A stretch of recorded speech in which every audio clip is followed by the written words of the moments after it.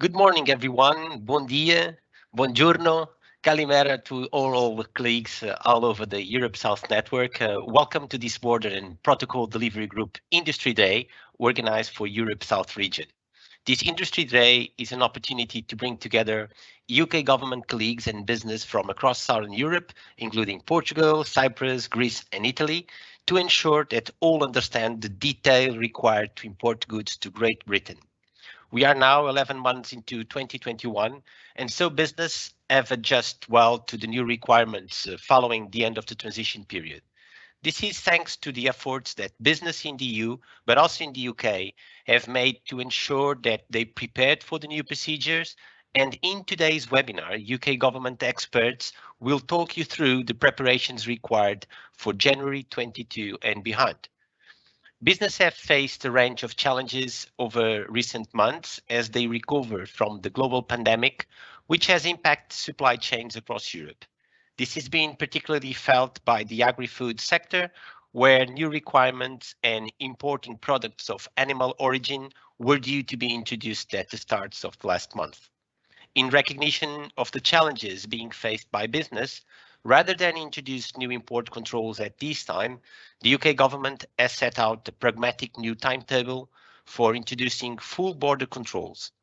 Business will have now more time to prepare for those controls, which will be phased in through 2022. So this webinar today will provide you with more details in the upcoming dates and preparations required for your business to continue trading with Great Britain.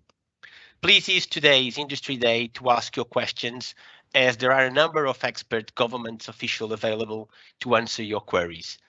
Please also ensure that you share information about the new procedures and requirements with your customers and through your supply chains. Thank you again for joining us today. I think it's going to be a great session. We have an outstanding audience. We have more than 600 business who have signed for this event. So I will now hand over to the Border and Protocol Delivery Group, who will give you an overview of today's session. Thank you so much. Thank you very much there. Well, hopefully everyone can hear me loud and clear.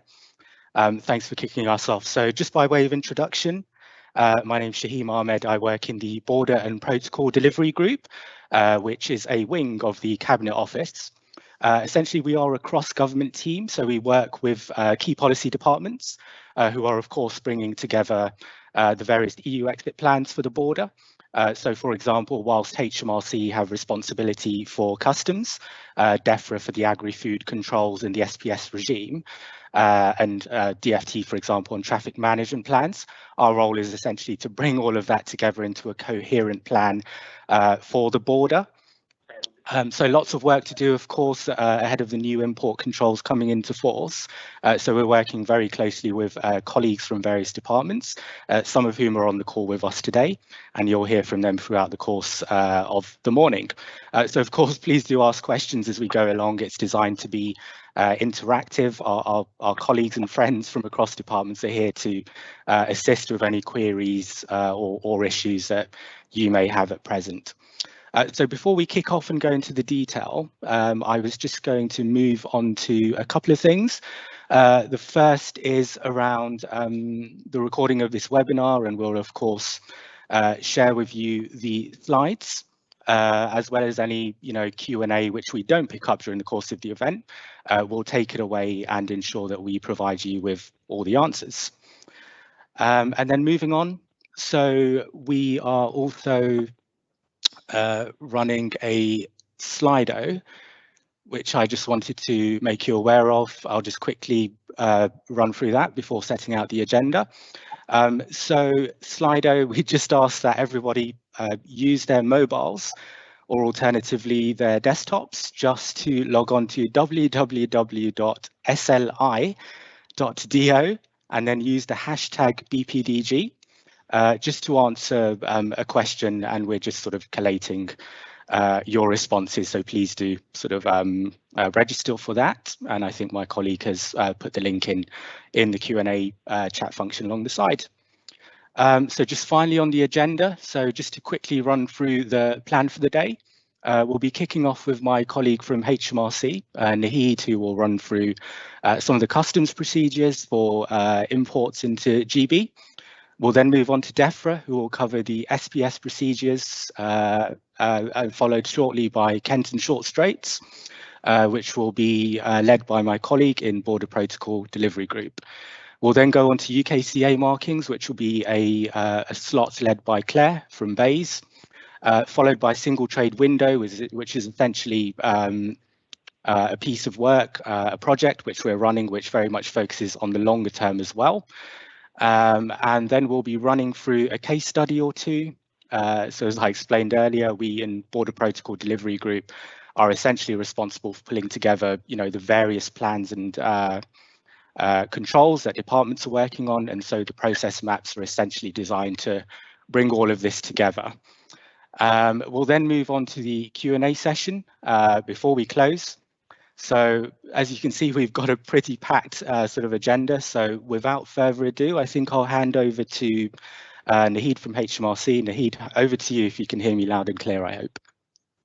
I can indeed. And thank you, Shaheem, and a very good morning to everybody. So as Shaheem has said, my name is Nahid Williamson and I work in Her Majesty's Revenue and Customs, and I am going to talk about customs, and I hope you can hear me throughout my session because I have had some problems with my internet connection. So fingers crossed. I'll have the first slide, please. Thank you. Thank you. Okay, so I start with the customs overview first, just to give you a brief update on this. And for particularly for 2021 and 2022 and the key changes during this period. So just to touch on for 2021, importers of non-controlled goods from the EU have the option of using delayed declarations if they are not making full customs declarations, as you can see on the slide. Now, this has been particularly beneficial for importers who have not put in place procedures for full customs declarations or being authorised to use the simplified customs procedures, the processes. So if you are using the delayed declaration, you need to make a declaration in your commercial record at the time of import, and we call that the entry into declarant's record, EIDR, followed by the supplementary declaration within 175 days after import. But from 1st of January 2022, importers or agents, their agents will need to be approved at the time of import to use the simplified procedures or make a full declaration. A key change from October 21 has been that the exit summary declarations are now required for all exports from GB to the EU. So it means that the waiver that was in place on empty pallets and containers moving under a transport contract came to an end on the 30th of September 2021. Another important change is on the import side from the 1st of July 2022 on the entry summary declaration known as the ENS, which will be required from this date. I'll have the next slide, please. So on safety and security on the ENS side, just to give you a little bit more information, currently there is a 12-month waiver on these requirements, on the ENS requirements for goods being imported from EU into Great Britain. But as I've just mentioned, from July 22, the full ENS declarations will be required. And as this is a legal requirement, the ENS will need to be complete and accurate at the time it is submitted into the safety and security GB system, and this needs to be done before the goods arrive in GB. It is also worth mentioning that because we know information can change unexpectedly at the last minute, the ENS can be amended after the initial submission, and you can do that up until the time the goods arrive into the GB customs territory. It's worth also saying that the carriers will have the legal responsibility, beg your pardon, to ensure that the safety and security declarations are submitted. And a third party may lodge a declaration, but it has to be done with the carrier's knowledge and consent, just to make that clear. I'll take the next slide, please. So making an ENS declarations, just to bring out a couple of points, to make a safety and security declaration, a GB URI number will be required. The main thing on the ENS side is that it will hold details relating to the consignor and the consignee, and a description of the goods and the routing with the arrival time. And to be able to submit an ENS, you will first need to register and have access to this service, the Safety and Security GB service. Now, I've mentioned that carriers have the legal responsibility to ensure that the SNS declarations are submitted accurately and within the legal time frame, and a third party may lodge a declaration if it's done with the carrier's knowledge and consent. So once registered on the Safety and Security GB service, you can submit the entry summary declarations by either purchasing a compatible software, or you can employ the services of a CSP, the community system provider. Can I take the next slide, please? So exit summary declarations. A couple of things to draw out here now. The exit summary declaration has been in place since 1st of January 2021, and the waiver for the movements of empty pallets, containers and modes of transport being moved under a transport contract, and all roll-on and roll-off, the RoRo movement of goods came to an end on the 30th of September. But an important point to note here is that in most cases, the safety and security requirements for the exports are actually met using the customs export declaration. But this means that where an export declaration is not used, then from the 1st of October, an exit summary declaration will need to be completed. Again, it is the carrier's responsibility, and the same principles apply on consent, etc. I'll take the next slide, please. Right, okay, so the models that we have in place for the customs control, there are some key changes here that I need to make you aware of. From the 1st of January 2022, there will be two main standard customs models to control goods imported into Great Britain to support essentially the flow of goods and reduce the congestion or the risk of congestion. And border locations receiving goods into GB from the EU will be able to operate the temporary storage model, which is the established model, or a new pre-lodgement model. And the temporary storage model will really allow goods to be stored up to 90 days in an improved temporary storage facility before a declaration is made, to allow officials to carry out any checks before they can release goods from that facility. The pre-lodgement model will be for locations where essentially space and the infrastructure does not allow for temporary storage. So the pre-lodgement model is really where goods will need to have the appropriate declarations before they're board, and there will be communication between the person in control of the goods, for instance, the driver of a lorry for accompanied goods, or the carrier in the case of unaccompanied goods, and that happens by the time that communication before they arrive on whether goods can be cleared or need a check. The two things for the pre-lodgement model for you to bear in mind is that ports operating the pre-lodgement model will need to ensure that goods are not arrived at that location without the pre-lodge declarations, and most importantly that they take steps to ensure that goods identified for any checks are controlled when they arrive. So these are the main features under the two different models. I'll take the next slide, please. So just want to touch on temporary storage here for you. So very briefly, under the temporary storage model, imported goods from the EU can be stored temporarily up to 90 days before being released into free circulation, or exported out, or placed under a special procedure, inward, outward, and so forth. But from the 1st of January, an inventory system is going to be in place for all temporary storage facilities, which will include storage of non-EU goods. And ports using the temporary storage model can use the GVMS, the Goods Vehicle Movement Service, to facilitate the control of pre-lodged declarations for accompanied ro-ro goods and be able to complete the Office of Transit function. So that's a feature there for the temporary storage accompanied goods.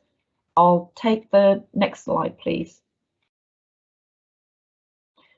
So I want to talk a bit more about the pre-lodgement and the GVMS. The GVMS, the Goods Vehicle Movement Service, this is a new IT system that has been introduced to operate and support those locations where a pre-lodgement will come into effect from the 1st of January 2022. And to explain, the GVMS has been operational for goods moving under transit into GB since January 21, but it will now be used for all routes from January 22, and it will control ro-ro accompanied movements at temporary storage locations, and also in the Office of Transit function, which will mark the entry of goods into the UK customs territory. Now, what GVMS does, it enables declaration references to be linked together.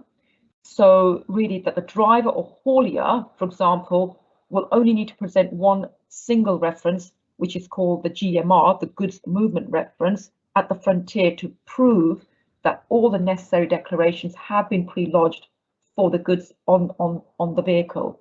And GVMS will also allow HMRC to send the notification of any risks, and these will be either cleared or not cleared into the HMRC system, essentially to the person in control of the goods by the time they physically arrive in the UK. So they know where they need to proceed to. So that sort of gives you a summary on the pre-lodgement and the GVMS side. So I'll take the next slide, please.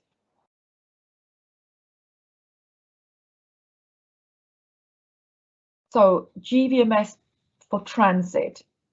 So just the thing to draw out here in relation to transit movement is that for imports from 1st of January 21, the transit MRN is the key requirement for the GMR entry. And for export, that's from GB to the EU, although export declarations are required from January 21, you will not be able to pre-lodge these using the GVMS until 1st of January 2022. So that's just the main distinction here that you can see on the slide. Okay, I'll have the next slide, please. So a little more on GVMS and how to use the GVMS.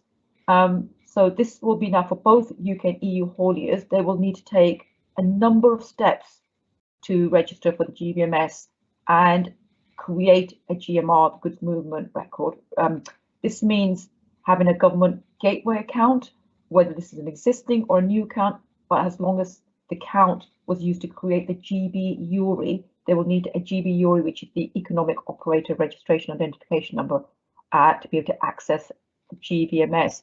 And for goods moving between EU to GB, traders will need access to CHIEF, the NCTS, and the GB Safety and Security Service through the CSPs, the community service providers, or a third-party software.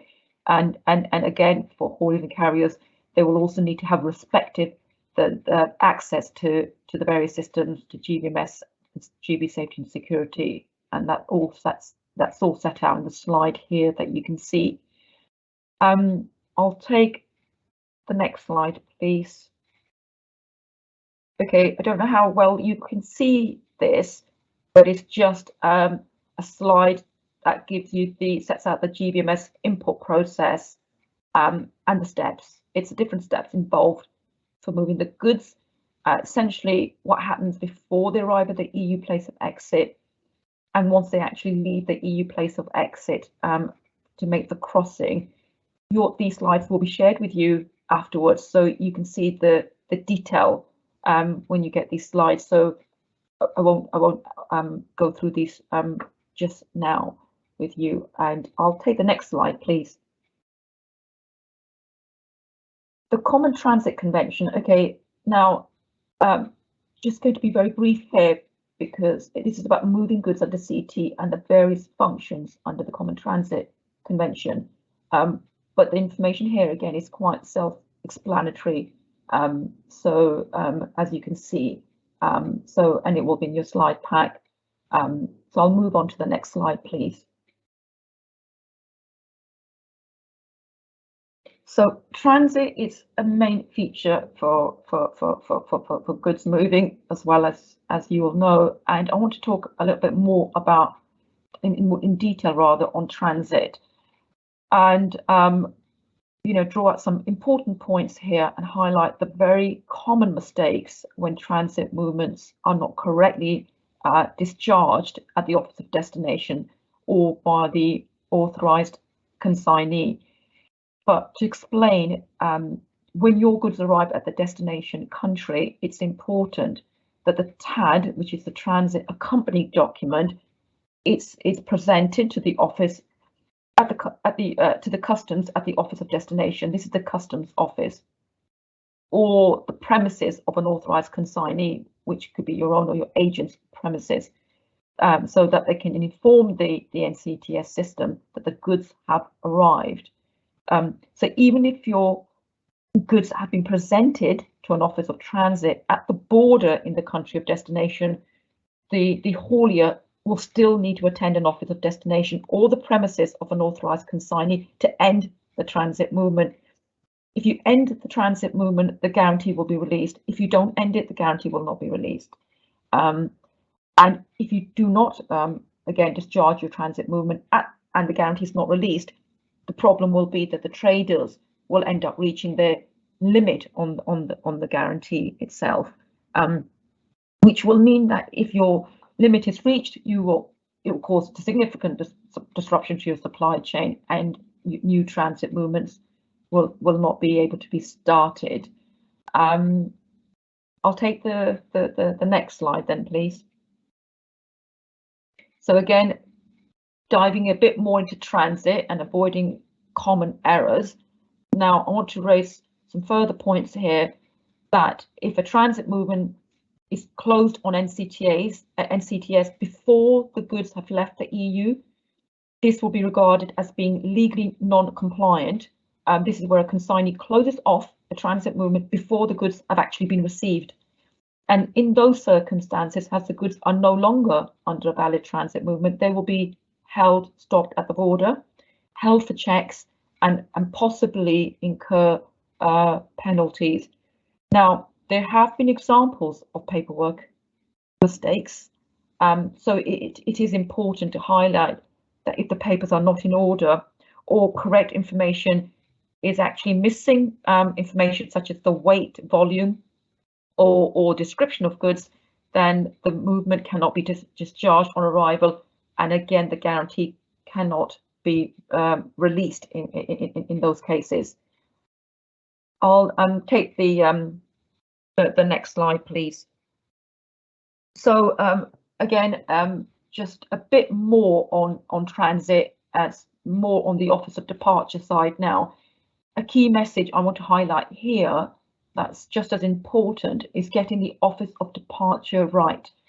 So a transit movement can only be started at the office of departure on the transit declaration, which cannot be diverted, and it must be the location where the goods are presented to border force by the haulier to begin the transit movement.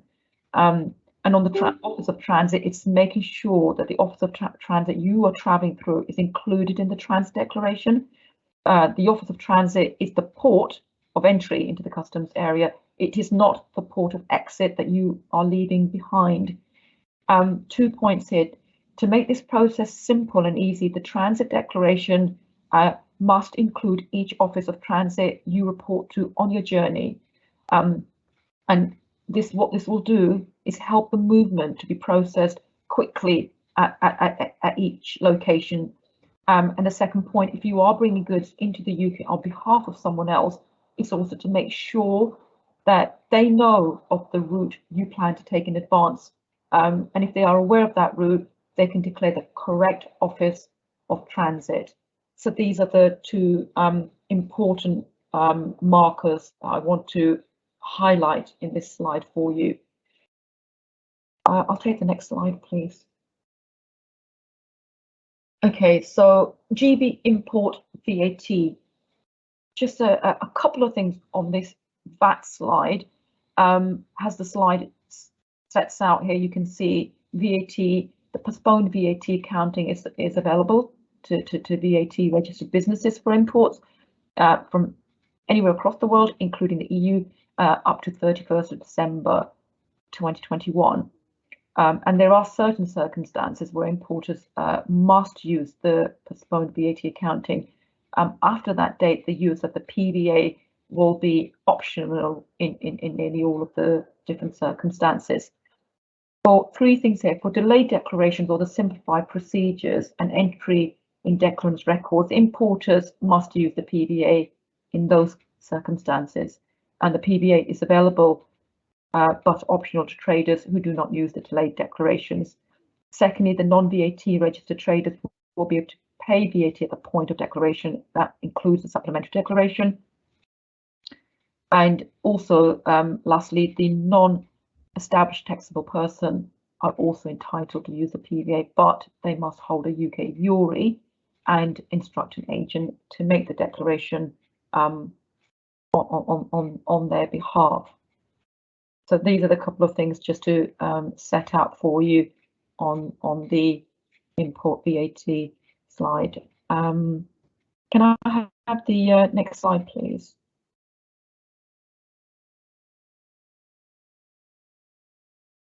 On empty and returnable packaging, just to highlight here now, since January 21, an import or export declaration has been required on reusable packaging and for returned goods relief or temporary admission. This declaration can be made orally, or you can make this by conduct. And just to highlight, to qualify for a relief from the import duty, the reusable packaging has to be in free circulation from 1st of January 2021. And for reusable packaging from the EU, it must have been transported to the EU before the end of the transition period and returned before 31st of December 2021. The main thing here to also remember here is that the importer and exporter do not need to own the packaging or the goods contained in them. But if they want to claim the returned goods relief, then the importer and exporter really should be the same person, just to highlight that for you as well. I'll take the next slide, please. Thank you.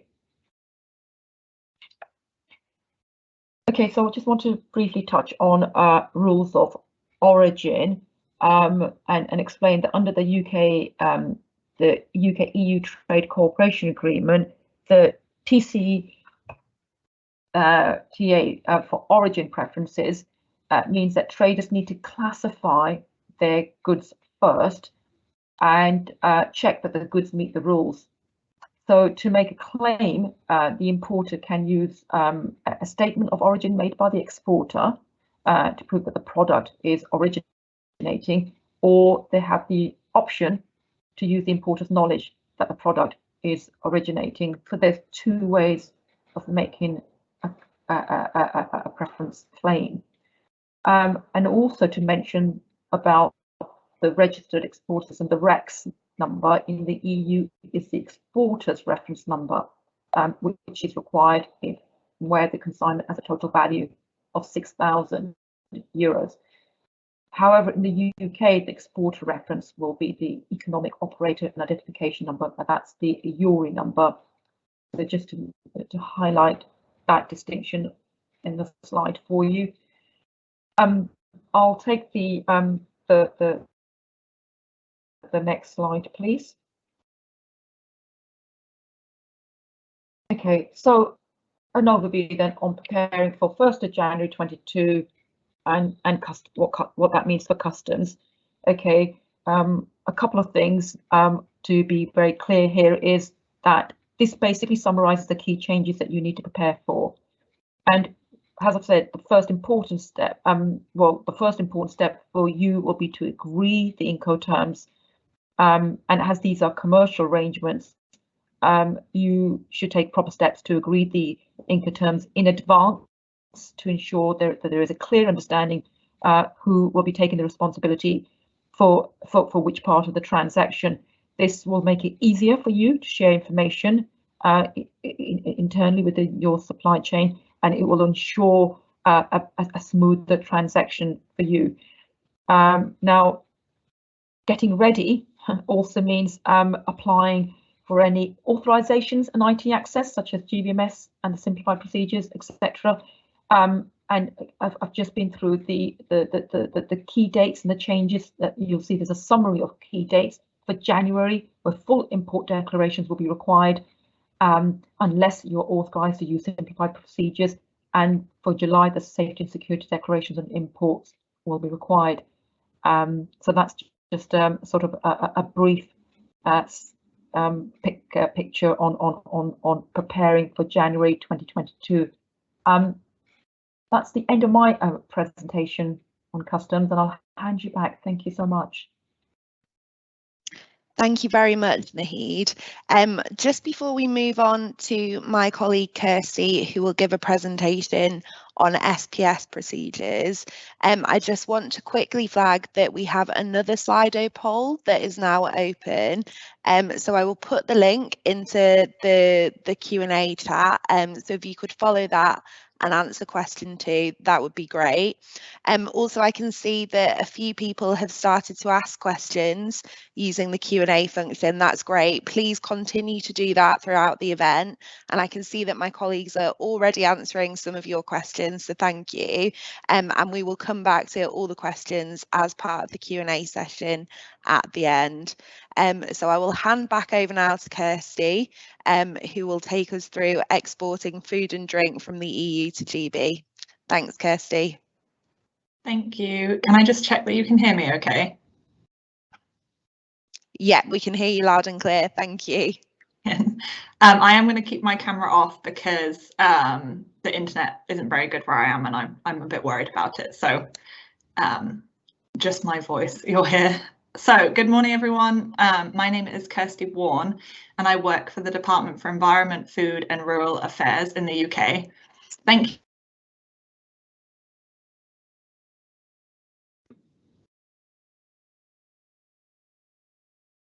Hi, Kirsty. Are you still on the line? Can you still hear me okay? We can hear you again now. I think you might have dropped out for a second. Okay, thank you. I'm going to be talking you through the new import controls for sanitary and phytosanitary goods entering Great Britain following the announcement that was made by UK government on 14th of September. These slides will be shared with you after today's event, and my colleagues will be joining us for the Q&A in the presentation later in the presentation. If you have any questions, please put them into the chat. So can we go to the next slide, please? Next slide. Thank you. So some changes were introduced in January 2021 and already apply to certain goods, such as products of animal origin under safeguard measures, live animals and high priority plants and plant products. There are links to further guidance on this page if you need a refresher on these controls. If we can move on to the next slide, please, I'll talk you through the changes to import controls. So I'll give a brief overview of future import controls which will come into force next year before talking in more detail about IT systems, health certification and marketing standards. From the 1st of January 2022, products of animal origin animal byproducts and high-risk food not of animal origin will need to be pre-notified. Pre-notification for all regulated plants and plant products will also be required. Notification should be made by your importer in Great Britain using the Import of Animals, Food and Feed System, or IPAFS, which is the new IT system for notifying the authorities in Great Britain of the arrival of sanitary and phytosanitary goods. From July 2022, there will be new requirements for export health certificates for products of animal origin and animal byproducts. The requirement for phytosanitary certificates will be extended to all regulated plants and plant products, and not just those which are high priority. They will also be subject to physical and identity checks at border control posts.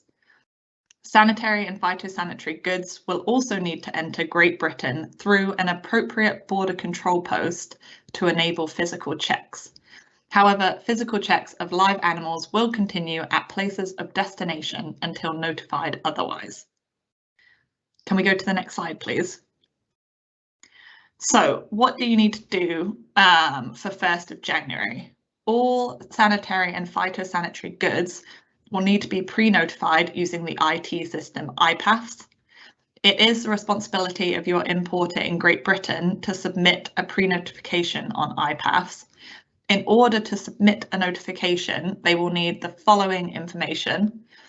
So they'll need the product being imported, the date that the product will be imported, which country the imported product is coming from, and the place of destination for the consignment. To access IPAFS, the importer will need to create a government gateway ID via gov.uk. The first person to register an organisation will then become the administrative owner. In order to raise a notification, you will need to have a UK-based entity that can be detailed on the application and is responsible for the consignment. You may need to employ an import agent to do so. Any notification raised on IPAFS must be raised by the person responsible for the load. Can we go to the next slide, please? I'll now talk you through export health certificates that will be required from July in more detail.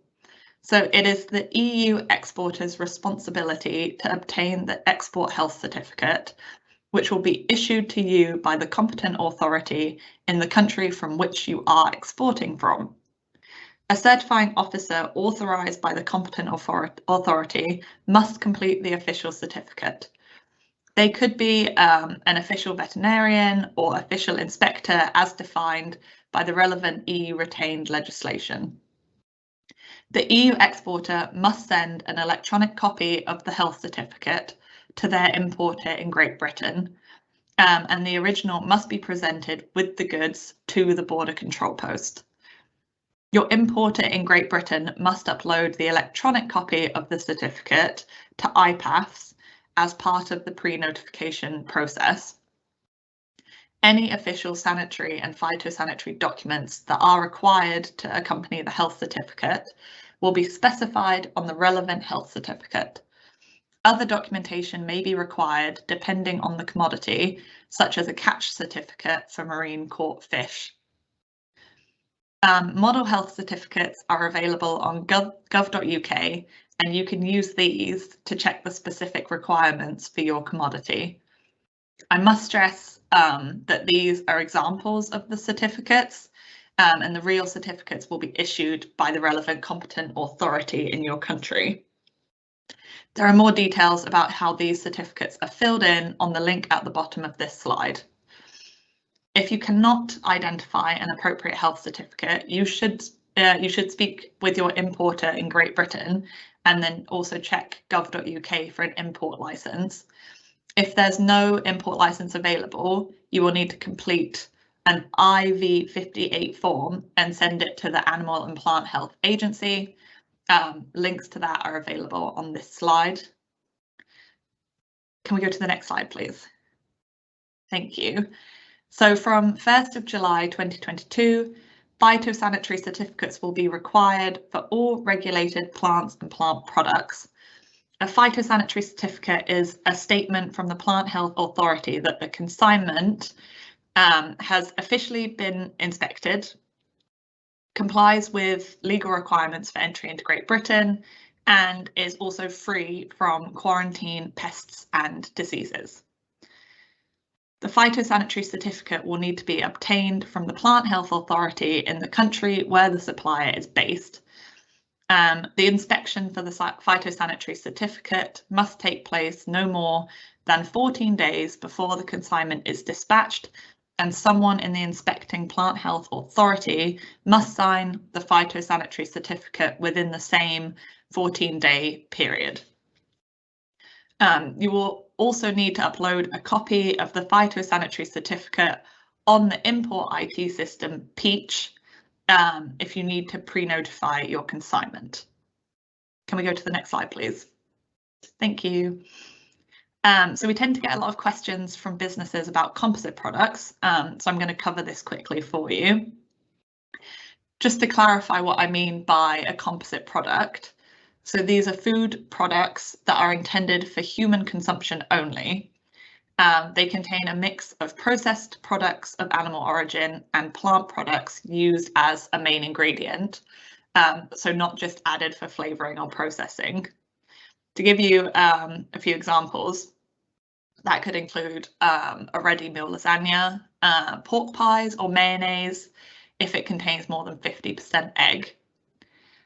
Composite products must follow the stage requirements for products of animal origin, so they will require pre-notification from the 1st of January 2022, and from 1st of July they will then require health certification and to arrive at a border control post.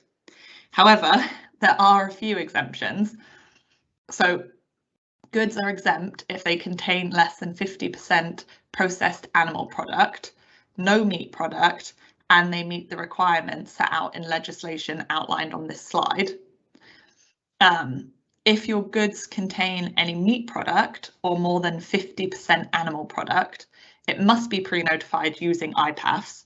It must be accompanied by an export health certificate and follow the phased approach set out for products of animal origin. If you're not sure if this applies to your product, there is detailed guidance, including a composite product decision tree available on the Animal Imports file sharing link, which you will find at the end of the presentation. Can we go to the next slide, please? So from July 2022, the process for pre-notifying sanitary and phytosanitary goods on IPAFs will change. So from July, a common health entry document will be required, which means that further information will need to be entered as part of the notification. The required information is laid out on this slide for you, but this includes information such as the country of import, the product, the reason for import, and the transportation details. The process map of the SPS process from 1st of July can be found on the next slide for further detail. Can we go to the next slide, please? So moving on, there are some changes being implemented for products transiting through Great Britain. Can we go to the next slide, please? Thank you. So from January 2022, animal products transiting through Great Britain will need to be pre-notified on IPAFs before entry. Before the goods leave the country, they will need to be notified to authorities. Plants and plant products will need to be accompanied with a signed declaration stating that the goods are under phytosanitary transit, and there is no requirement to pre-notify these goods.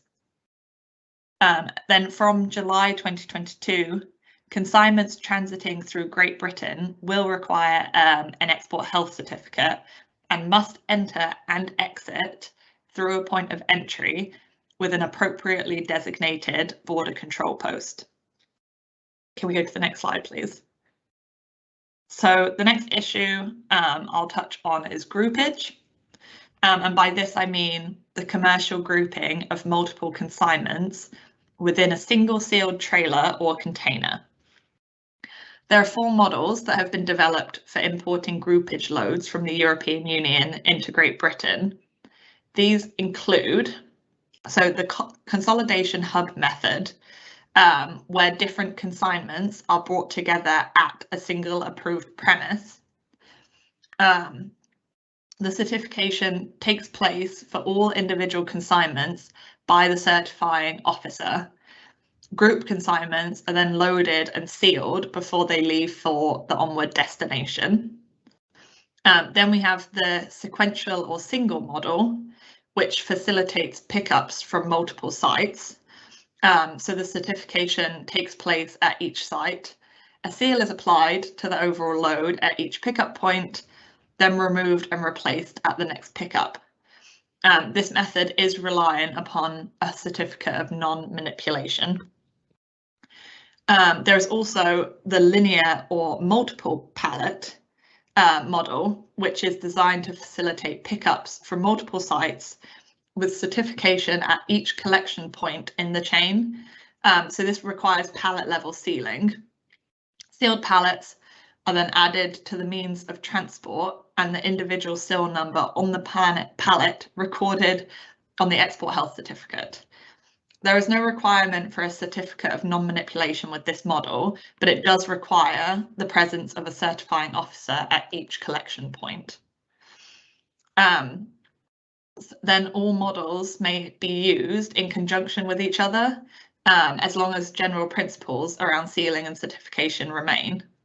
For example, traders may wish to blend the linear model with the consolidation hub method, but the key with the mixed hybrid approach will be ensuring full traceability of all products entering Great Britain, and we'll be sending out links with further information once these have been updated to reflect recent changes.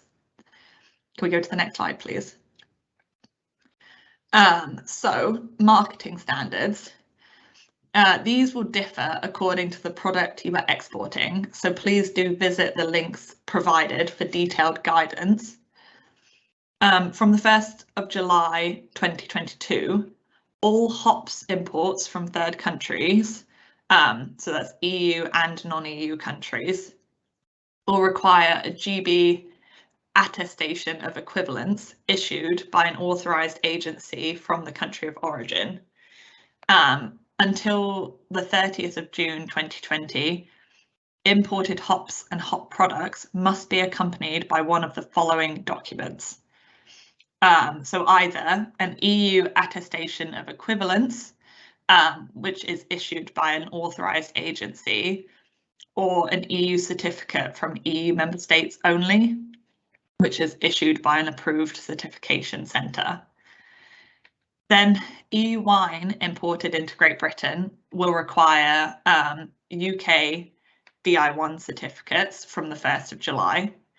And finally, EU poultry meat with optional indications for farming or chilling methods, or both, will need a third country listing or an EU competent authority certificate.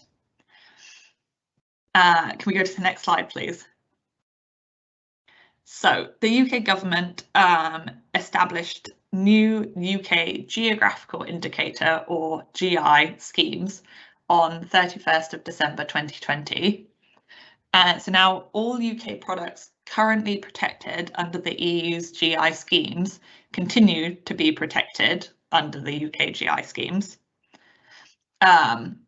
The UK government established a new UK GI schemes on 1st of January 2021, which means that all existing products registered under the EU's GI schemes before 1st of January 2021 are now protected under the UK GI schemes. New GI logos are available for UK GI products. The logos will remain optional for producers outside of GB. The new UK GI logos are available to download on gov.uk. And as to the question of whether EU products will be protected in the UK, we of course intend to honour our legal obligations under the withdrawal agreement. Other kind of frequently asked questions include whether you can use both the UK and the EU logo on your product. So the answer to that is that GI products that are protected under both the UK and EU schemes will be able to use both the UK and EU logos when the product is on sale in the UK. And they will also be able to use both logos when the product is on sale in the EU, provided that this is not prohibited by EU regulations. Can we go to the next slide, please?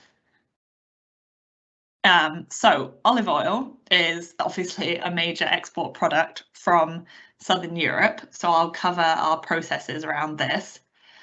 Olive oil is exempt from sanitary and phytosanitary import checks. Phytosanitary certificates are not required for plant products such as fruit and vegetables that have been processed and packaged to the point that they no longer pose a biosecurity risk. So this means that processed products such as olive oil do not require a phytosanitary certificate and aren't subject to import checks as part of the new phased import controls for plants and plant products. With regards to marketing standards, existing EU regulations set out the labelling and packaging requirements, and these regulations have been retained. So there are no requirements for any kind of conformity certificate for olive oil at import. And then from the 1st of October 2022, you cannot use the term non-EU for olive oil blends sold in Great Britain. So if your extra virgin or virgin olive oil is a blend of oils from different countries, then you must include further information, including a list of countries that the blend of oils is from. And there is further information available on this slide. And finally, there will be a 21-month transitional period for olive oil labelling in which non-EU can be used for 21 months for olive oil blends sold in Great Britain. Can we go to the next slide, please?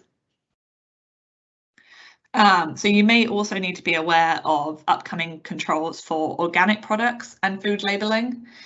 So from the 1st of July 2022, organic products imported from the EU to Great Britain will require a certificate of inspection.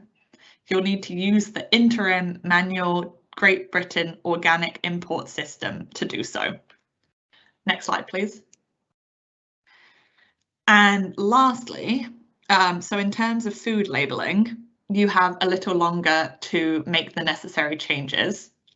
So for any pre-packed food placed on the UK market after the 31st of September 2022, a UK-based food business operator or UK importer address on the food will be required.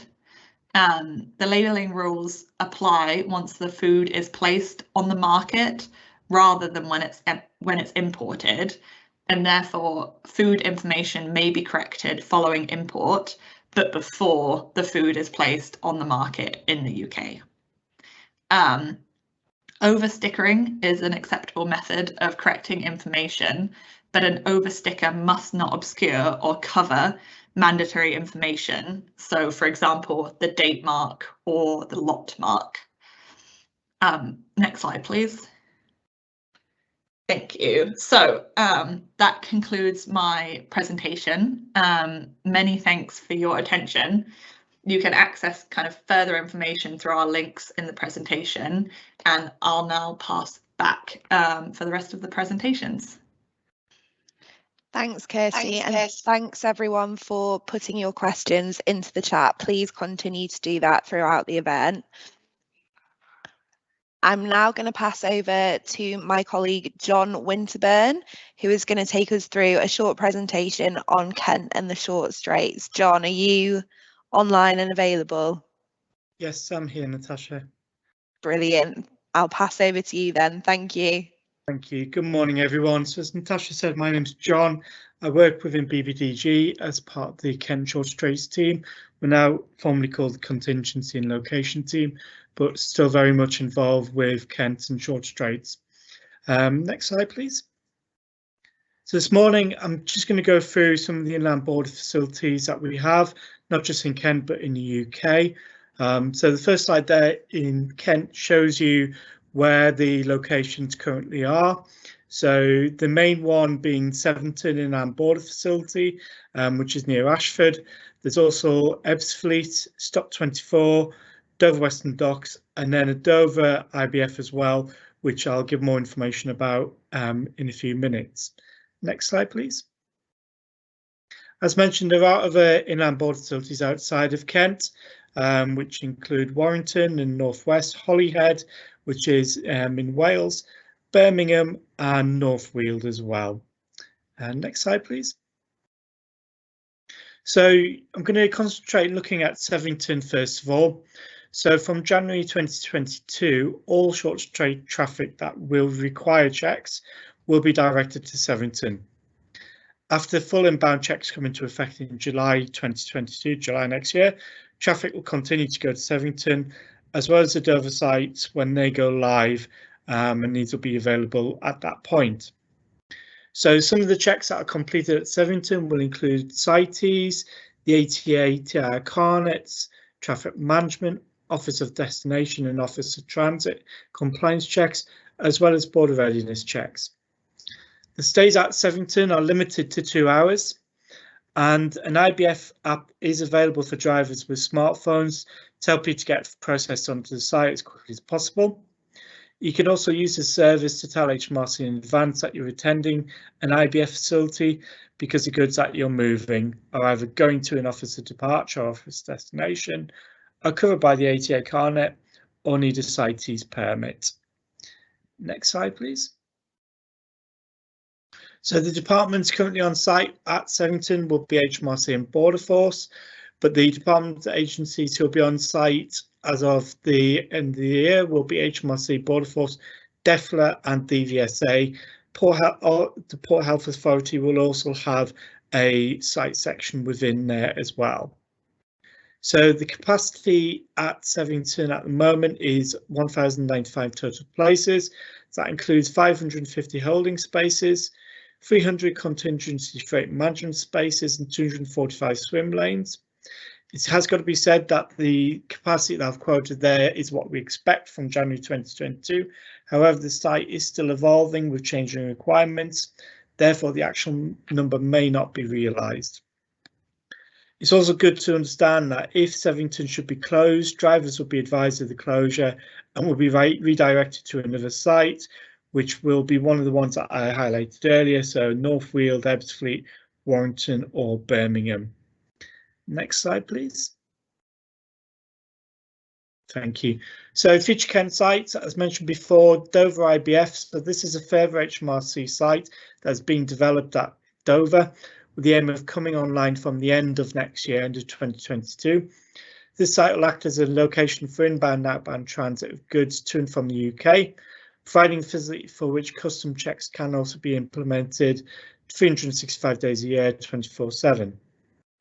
There's an additional DEFRA site which is being developed for the POAO checks. Further details aren't currently available at the moment as it's at a commercially sensitive stage. There's also a potential of a further DEFRA site that's being considered for small animal checks. Again, this is in early stages and more information will be provided closer to completion. Next slide.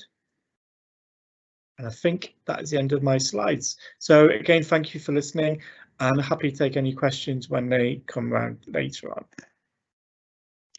Thank you very much for that. We're now going to move on to a presentation from our colleagues at BAYS, who will be chatting through the UK CA marking.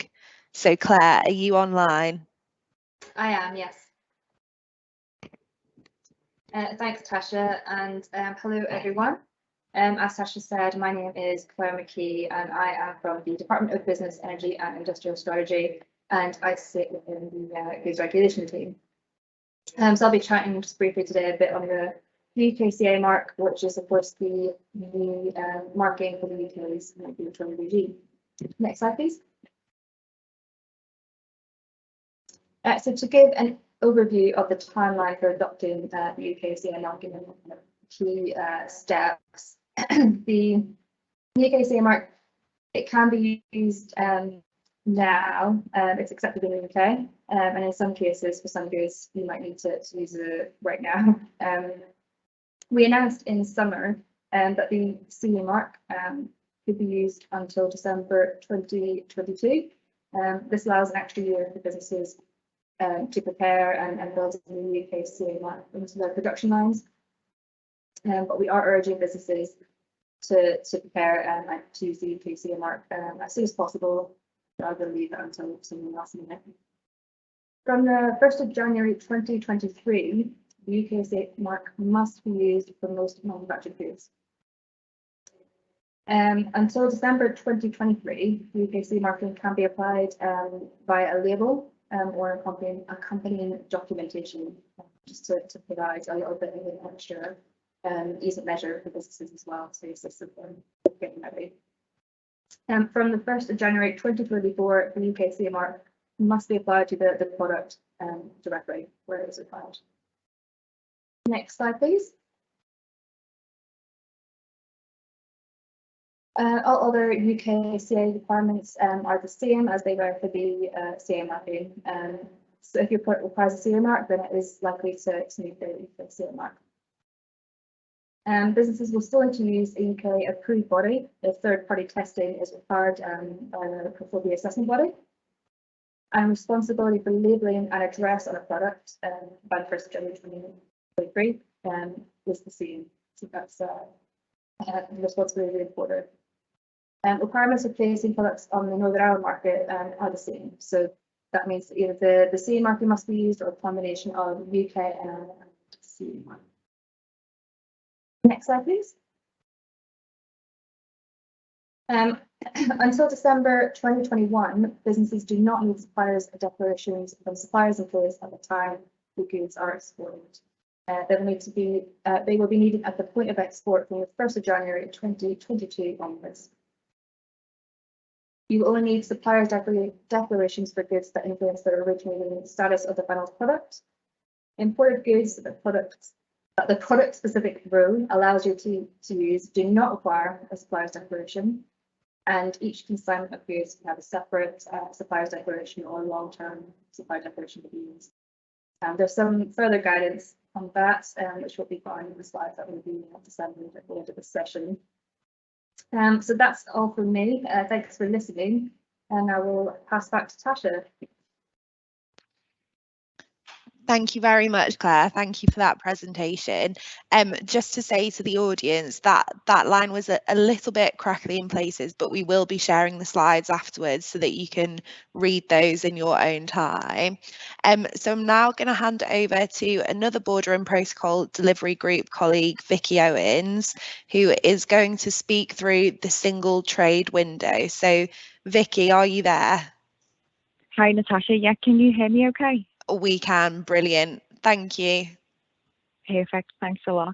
And yeah, morning everyone. My name's Vicki Owens and I work on the Single Trade Window programme, which is part of the Border and Protocol Delivery Group. So I'm here this morning to talk through the sort of key features and objectives of the single trade window.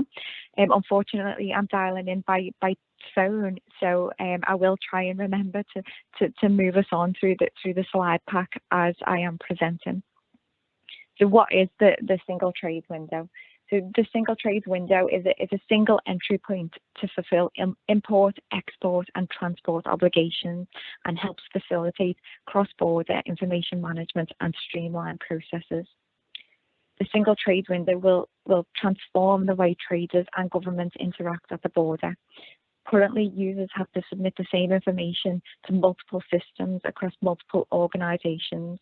And for users, the single trade window will remove duplication, improve visibility, allowing users to track consignments and their progress, reduce the admin burden and provide faster clearance times. Now, if we move on to the next slide, there's quite a simplified visual as to how the STW will help users. So the visual on the left shows that currently users have to sign in and submit data to multiple government departments. On the right, it shows the sort of single entry point of the single trade window, which will facilitate the passing of that data to the various government departments, and having just one single entry point to sign on. And that sign on aspect is just one of the key features of the single trade window. So if we move on to key features, please. So I will highlight a couple of these. So one, as I mentioned, is that single sign-on, which already will provide great benefits to users. Another key feature is the pre-population of declarations and licenses. So where users have to populate the same or similar information onto various declarations, they will only have to do that once, and that data will be reused to populate other declarations where that same data is needed. So you can start to see how the single trade window will remove that duplication. We will also be bringing in industry data into the single trade window to further reduce that admin burden for traders and customs intermediaries. The key features of the single trade window will be underpinned by data sharing across government agencies, data-driven dashboards, open APIs to promote industry innovation, provision of data to risking systems, and supply chain data. And moving on to the key objectives. So by removing duplication and increasing visibility, the single trade window will transform border trade journeys, offering significant efficiencies and improving data integrity. The single trade windows are an increasing common feature of economies around the world. The UK single trade window will help to highlight the UK's role as an innovative and modern trading partner, as well as supporting the UK's ambition to have the world's most effective border. We will be developing the single trade window over a number of years, taking an iterative approach to releasing functionality, so that the single trade window will become more and more, the greater the features or the richer the features in the single trade window through those iterative releases, that the greater benefits that will be realised to users. But it's important to realise the single trade window is not just about technology, but also about supporting users through improving processes, but also providing really, really clear guidance. Now, to date, sorry, just move us on please to the guidance slide. To date, we have delivered single trade window guidance service into public use, and there is a link to this within the slide pack. Now, this guidance provides tailored guidance on steps required to import goods based on commodity codes and the country from which the goods are being imported from. The service supports export by linking to the existing Department for International Trade check how to export goods services. So yeah, please do check out the link to that guidance, which is release 1, if you like, for the single trade window. And as I say, we will be building on this with increasing features through releases as we progress with the single trade window programme. And please do feed any feedback back to the email address. It will be really useful to get your thoughts on the guidance, and any sort of areas for improvement will be very welcome. So that's it from me. Thanks everyone. Thank you very much, Vicki. Sort of as stated throughout the presentation, if you do have questions for any of our presenters, please pop them into the Q&A bar. We're going to do a case study session now, and then we will be moving into the Q&A session. So please do get your questions published if you have anything to ask our presenters. So on the case studies, we have a series of case studies to go through today.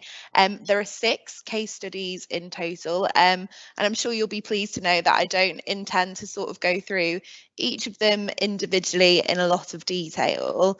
What we will do is share these slides after the event.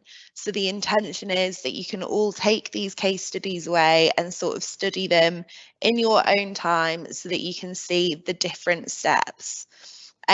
So the purpose of bringing these case studies together is to illustrate an end-to-end movement and to show what each actor in the supply chain needs to do at different stages during the movement. So just to let you know what the 6 case studies are. So the first one is electrical equipment, which is moving from Portugal to Great Britain. And we've split that up into a January 2022 movement and a July 2022 movement. I will then move on to moving tomatoes from Spain to GB. So that encompasses some of the DEFRA SPS requirements. And again, we've split that up into January and July case studies. And then the final case study that I will show you today is an excise case study. So we've done the example of moving wine from Italy to GB, and this case study is using transit. So that one's a bit more of a complex one, and again, that's been broken up into January 2022 and July 2022. So that's what I will talk through today. As I say, I will go through them quite briefly, and we thought it would be helpful for you to sort of work through those in your own time. Also, just to flag that we have identified sort of the importer, the exporter and the haulier in these examples, but we do recognise that some people will be using an agent to do some of this work, so the steps might be slightly different if you're using an agent, but we did sort of want to clearly set out what the procedures are for each of these movements. So if we go to the next slide. So case study 1 is exporting electrical equipment from Portugal to Great Britain via the short straits. So on the first slide, we've set out here all the different sort of systems and registrations that will be required for each of the actors in the supply chain.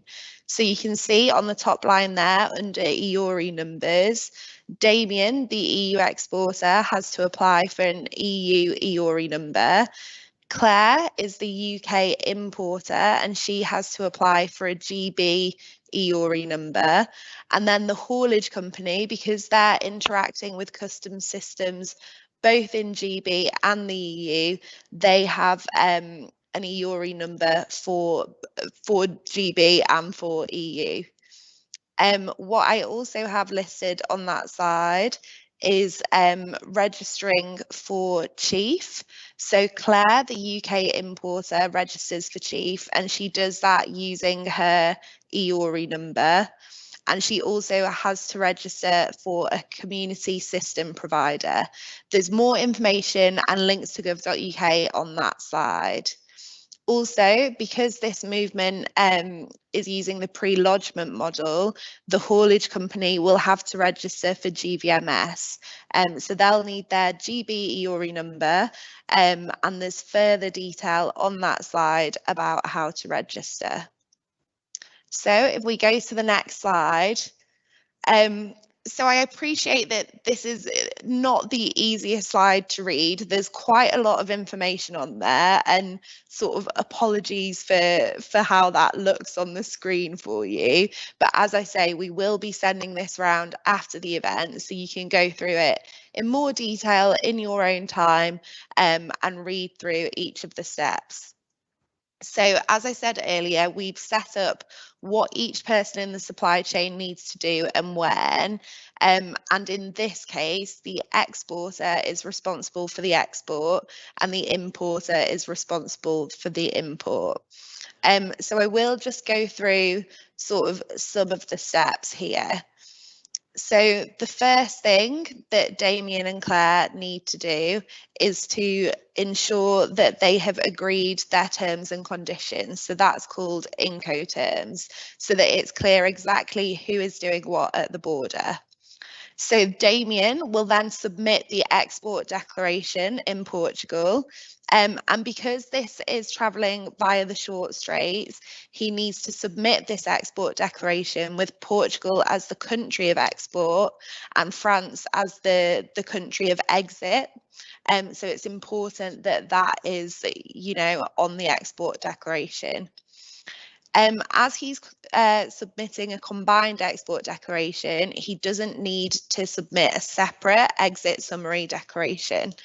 So important to flag that he does not need to do that in this case. At the same time, the Portuguese customs system will produce an export accompanying document and allocate him an MRN. So this export accompanying document and the MRN will be needed later in the process.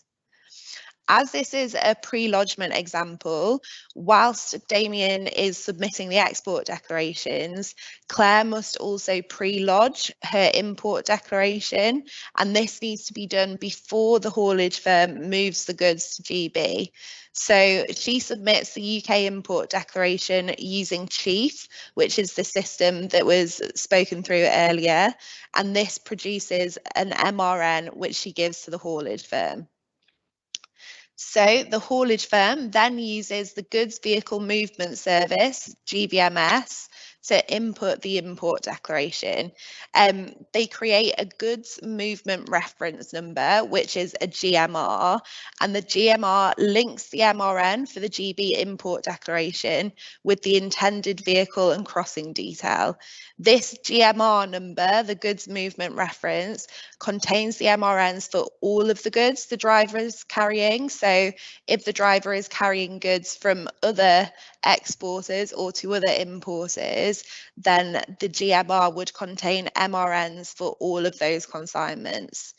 So the GMR proves that all the necessary declarations have been made, and the GMR is presented as part of the check-in at the border.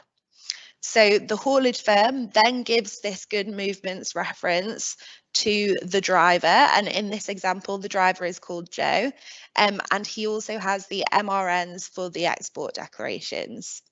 When Joe gets to the border, the MRN from the export accompanying document is scanned by the carrier, so that's the ferry or the tunnel operator.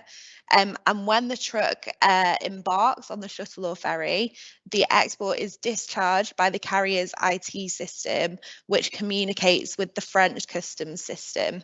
We have put a link there to further guidance on French procedures if that's of interest. So also at check-in, the carrier systems link in with HMRC systems, and the GMR, the goods movement reference, is scanned. So at check-in, HMRC systems check that the GMR is valid and that the declaration has been lodged. So the driver cannot board if the GMR is not valid. So at this point, Joe drives the truck onto the shuttle or ferry, and the export accompanying document is discharged. So at that point, the Office of Exit in France notifies the Office of Export in Portugal via the Export Control Service that the goods have left the EU. So at this point, the GMR is checked remotely by HMRC, and if the goods require inspection, GVMS will return a held status, and this will be communicated to Joe, the driver, and if the goods do require an inspection, he will need to go to an appropriate inland border facility or IBF for the checks to take place. So in this example, the consignment is not selected for a control. So Joe arrives in GB and drives the goods to Claire's warehouse. And then now we're at point 13. So as Claire's received the consignment, she can now make any updates to Chief that are necessary. So for example, if the time of import changes compared to the information she had submitted as part of the pre-lodge declaration, she can change that now. And the declaration must be updated to arrived by the end of the next working day. There's some further information on the slide here. So Claire checked, and this is a zero tariff journey, so she doesn't need to pay any tariffs on this consignment. And the goods are subject to 20% VAT. So Claire is VAT registered and can use postponed VAT accounting to account for the import VAT, and this is paid quarterly. And she has also registered for a GC deferment account, which means that if she imports goods regularly, she can now make one payment a month through direct debit instead of paying for individual consignments. So that is sort of the walkthrough, that first example. So if we go to the next slide. So example number 2 is the same example, but in July of 2022. So on the next slide, you can see that the difference is that the haulier will need to make sure that they have registered for the SNS GB service on gov.uk. And again, there is a link there for further information about how to apply for that. And on the next slide, so you can see that we have highlighted here where there are any differences. So this is where, so at point number 6, this is where the entry summary declaration, the ENS, is submitted into the SNS GB system. So moving on. So the next example, which is slightly different, is exporting tomatoes from Spain to GB. So this sort of goes through some of the requirements for exporting fruit and veg. So as you can see on the next slide, you need to make sure that you're registered for the DEFRA systems, IPAFs and Peach. And as you can see in the grey box there, just to flag that EU-based businesses can't register for IPAFs.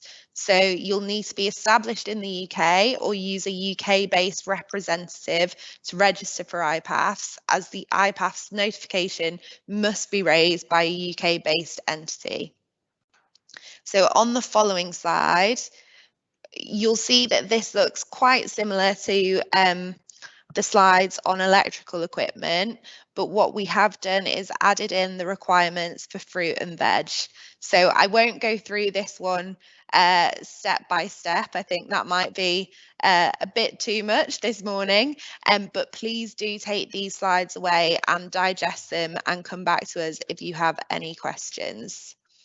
And then case study 4 on the next slide. Again, it's exporting tomatoes from Spain to GB, but this example is July 2022 instead of January 2022. So on the next slide, you can see that the difference is that the haulage company will have to register for the SNS GB service. And then on the following slide, on the step-by-step, you will see the different stages that are needed for July 2022 for fruit and veg, including entering via a border control post in the UK. So the haulage company needs to ensure that the point of entry into GB that's used is linked to a BCP that deals with the commodity that you are bringing in. And we've put a link there for gov.uk, which shows a list of the BCPs currently available. So moving on to case study 5.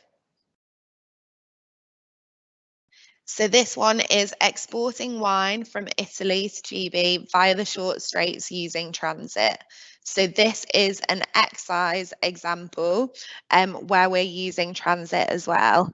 So if we go to the first slide on this one, again, I don't intend to go through each of these steps in detail, but just to flag that in this example, the haulage company, as well as registering for GBMS, will have to register to use the new computerized transit system, NCTS, as that's the system that's used to create and submit the transit documents.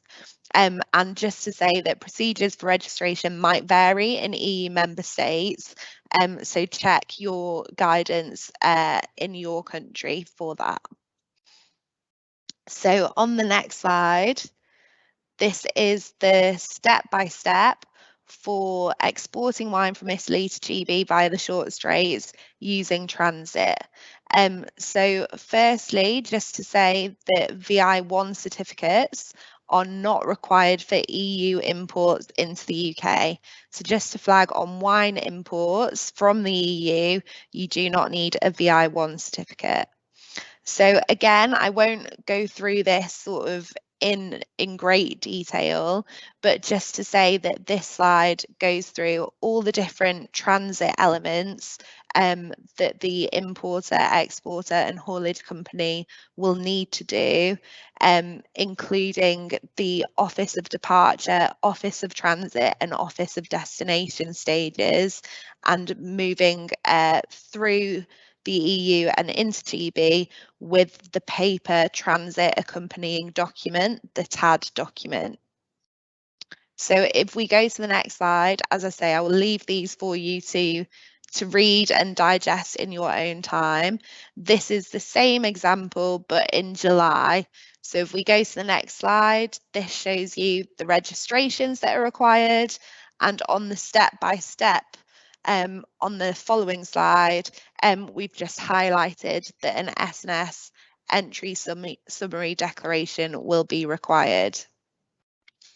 So I think that brings me to the end of the case studies, and we will now move into the Q&A session.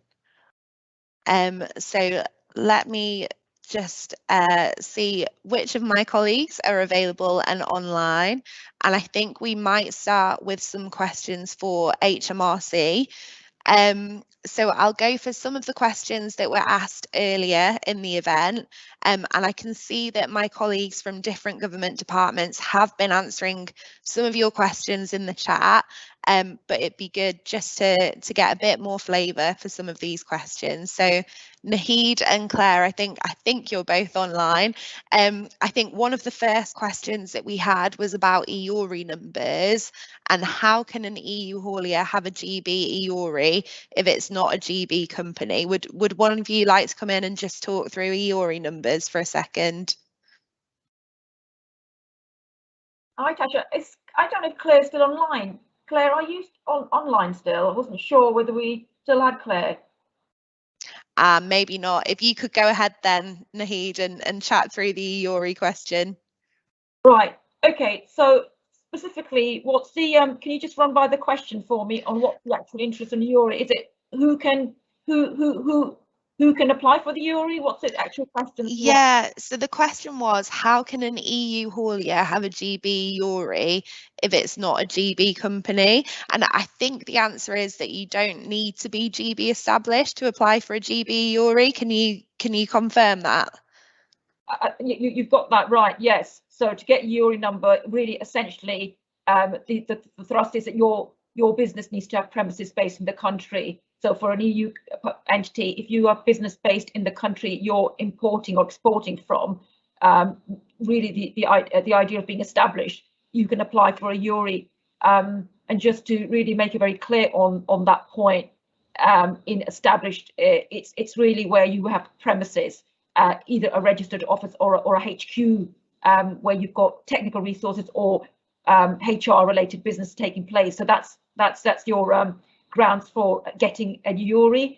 Now, if you can't, if you're not eligible to get a EORI and there are problems, then you can appoint someone else to do that on your behalf and get a EORI number. So I'm not sure if there's anything other on that part. If you're an EU body and you're applying for a EORI, does that cover it? Yeah, that covers it. Thank you.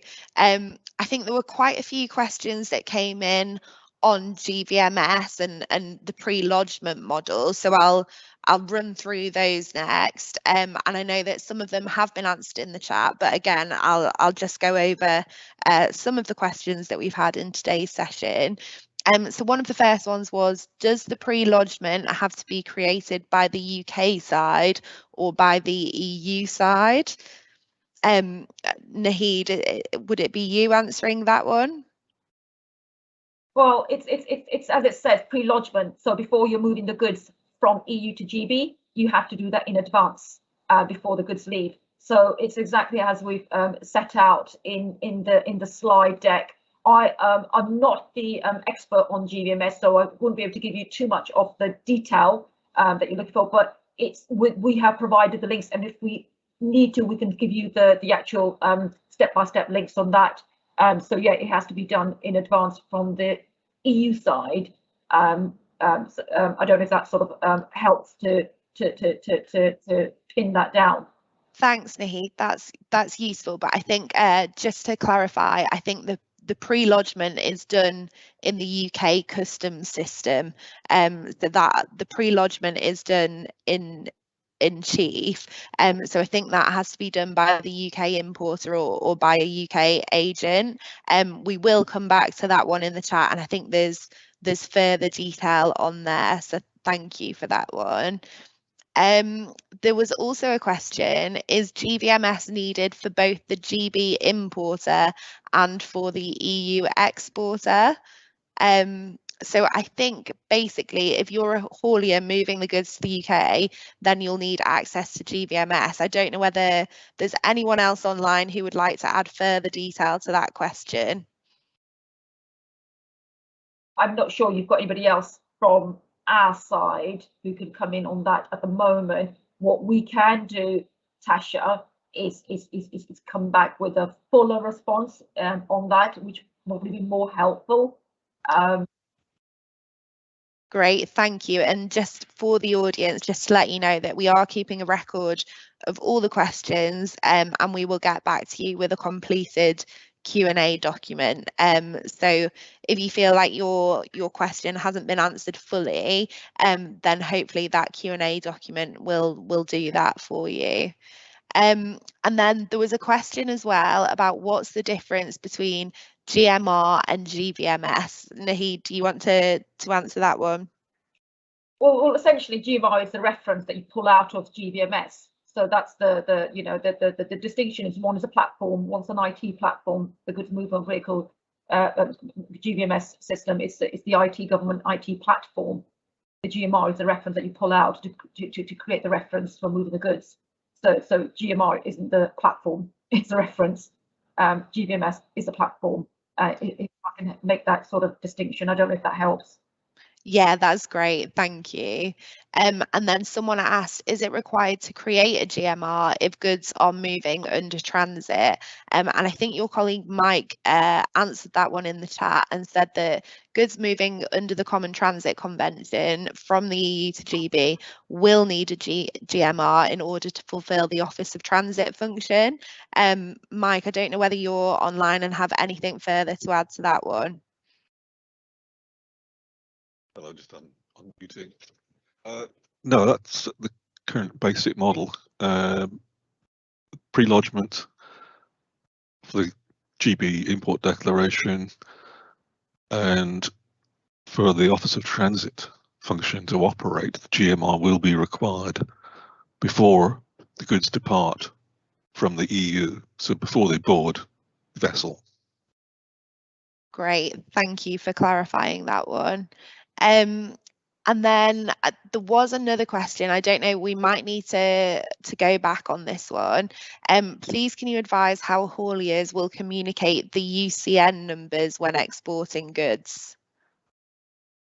Yeah, we will be querying that behind the scenes. Wondering really, is that very much that sits with us, that question. But I tell you what, for that one, Tasha, I think we will definitely check with our delivery and leads on the process for communicating the reference number. It's a good question. Thank you for asking, but we will link in with the hauliers team to get the actual answer for you. We'd rather not give you a half an answer. I think we need a fuller answer on that for you. Great, thank you. And then just before I move on to some of the DEFRA SPS questions, there's a question that's just come through. Can you clarify that transit documents are still required if not in free circulation within an EU country?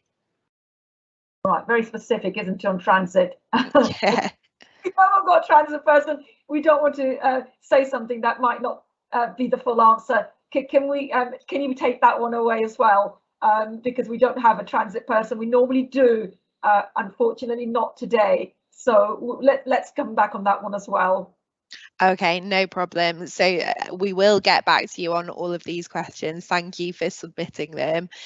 So moving on to SPS requirements, and I think my DEFRA colleagues are still online. So I'll go back to some of the questions that were asked at the start of the event. So the first one is, will IPAFs be used for pre-notification of plants as well? And there were a few questions sort of about pre-notification for plants and what was required in peach and IPAFs. So would someone be able just to chat through that? I can see Victoria is ready.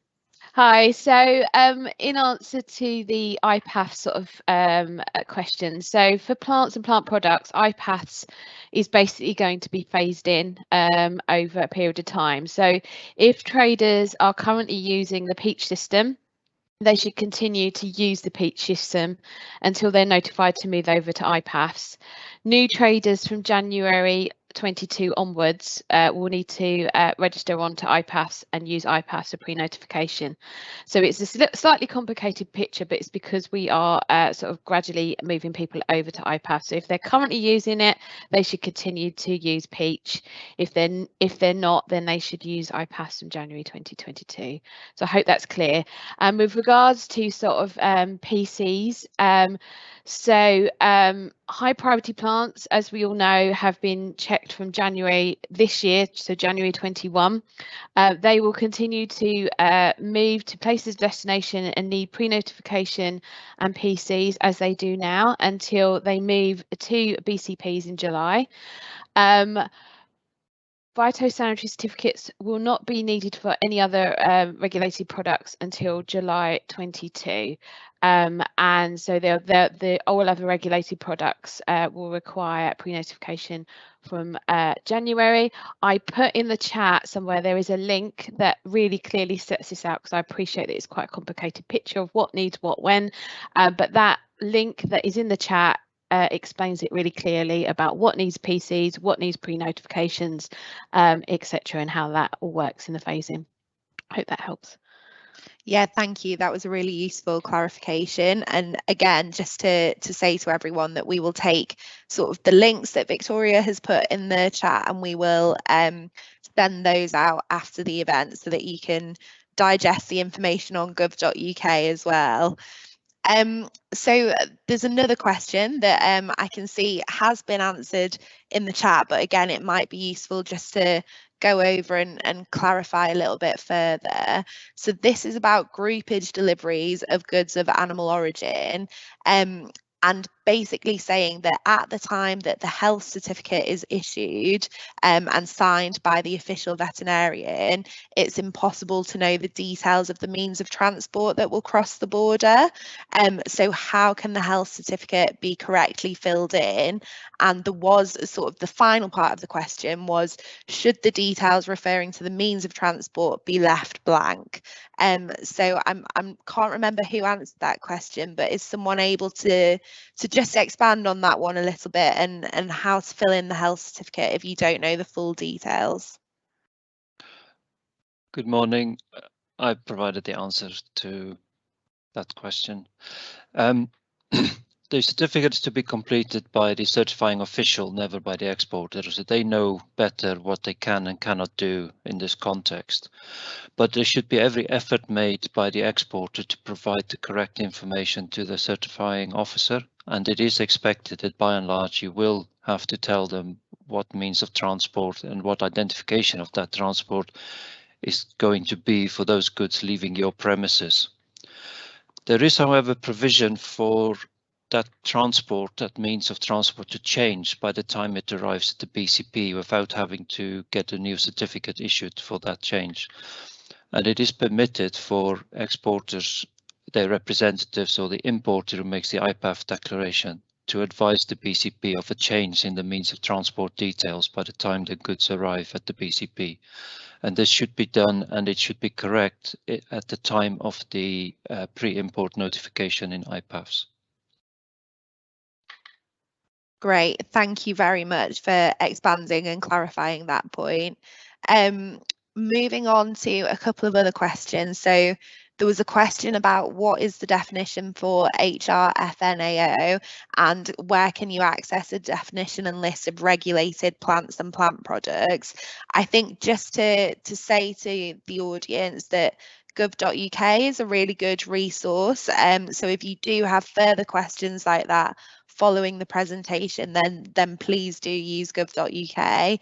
Also, I think both of those have been answered as part of the chat, and we will be sending out the slides and the Q&A document following the event. So I hope that answers your question. I don't know, DEFRA colleagues, Vicki, whether you have anything further to add to that?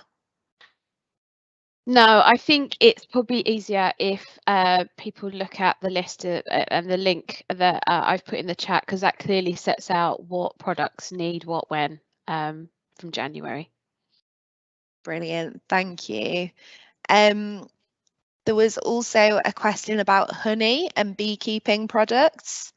Is someone able to just expand on that a little bit and asking, I guess, sort of where they fall in terms of whether they're products of animal origin, etc.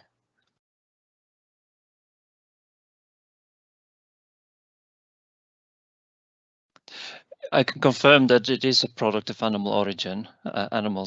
Bees are considered animals, but there are specific provisions for honey in terms of when certification is required and when not. So I've posted a link to gov.uk again in the chat where there is some further details. And the FSA also has a remit that unfortunately cannot be with us anymore for this Q&A. Great, thank you. And then sort of a final question on SPS before I move on to a few questions that we had on UKCA marking. So on certificates of health certificates, basically. So the question was, if a product has origin in a country outside of the EU, but it's exported from the EU into the UK, is the issuance of the health certificate by the member state obligatory, or can the consignment be accompanied by the health certificate from the country of origin? So if goods are being moved from EU to GB, but they're not from the EU, then where should the health certificate be from? Should it be issued by the member state from which they're exporting the goods into the UK, or is the health certificate sort of from outside the EU acceptable? So in the case of products of animal origin, this would definitely have to be a certificate issued at the member state level when the goods are exported from EU to GB again. But I think the questioner was specifically wanting to know about high-risk food not of animal origin, and that is not my specialist area. So I think specific specialist rules may apply in that area, so I hesitate to comment, but I did post a link to gov.uk again, which explains more details. Great, thank you. And perhaps we can get more detail on HRFNAO as part of the answer when we send out the Q&A pack later on. Thank you. I think that's most of the SPS questions from the chat covered that I have seen. So if I move on now to the UKCA marking, I think I saw that Claire was still online, and most of these questions have been answered, I think, in the chat, but Claire, I don't know whether one of the questions was the UKCA marking refers to what products, and asked what the CA part of UKCA stood for. So I don't know whether you just want to briefly go over that first of all. Sure. So start off with UKCA. The CA stands for conformity assessed. So UK conformity assessed, and the mark kind of does what it says in the tin. It demonstrates that the product has been tested for the GB market. To kind of move on to the next question, I think that kind of was asking, does my product need the UKCA mark? And to simplify, the response to that is, if your good or product needed the CE marking, then it will probably need the UKCA marking. But in the first instance, check the legislation that applies to your product or good, and that should state whether or not it needs to be conformity assessed. Great, thank you. And then there was also one on what are the timelines for the UKCA marking and medical devices? So would that same link sort of answer that question? Where Yes. can people go sort of for specific products and timelines and what's needed? So I've dropped a couple of links, as you kind of mentioned before, Tasha, the gov.uk website has everything you need really, but the medical devices CE mark will be continued to be accepted for those until June 2023, after which point will be the UKCA mark. But I posted a link into the email there, which will give more detail for that. Brilliant, thank you. So I don't know whether to go back to my HMRC and DEFRA colleagues. I've had a run through the chat and I think we have covered off most of the questions that have come in, but I don't know whether any of our presenters have seen a question that I've missed or would like to expand on anything before we close this session. Thanks, Tasha. Nothing from me. As I said, we will go through all of the questions and review them to give you the fullest answers. But thank you for picking out the main ones in here that have been coming through. So nothing immediately from us just yet, but thank you very much for supporting this. Thank you, and I will take from the silence that DEFRA colleagues are happy as well. So if we move on to the next slide, please. So just to say that there is further guidance, we've all sort of referred to gov.uk during this Q&A session, and I really would recommend that you go on there and have a look for your specific commodities. We've also put a link there to the border operating model and the haulier handbook. So please do have a look. There's also a link on that page to the recordings of our previous events, and that's where the recording of this session will go as well.